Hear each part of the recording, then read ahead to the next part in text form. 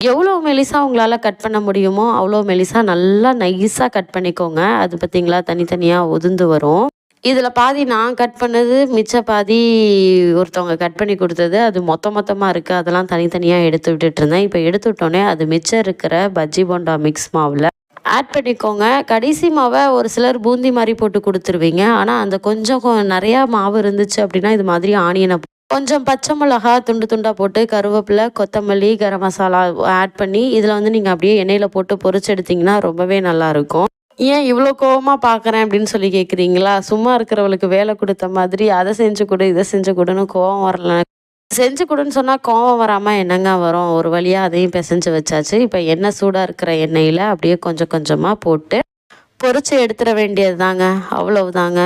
தேவையான onion pakoda ready ஆகிடுச்சு. இது வந்து கடைசி மாவுலேயும் செய்யலாம், இல்லைன்னா ஸ்டார்டிங்கும் செய்யலாம்.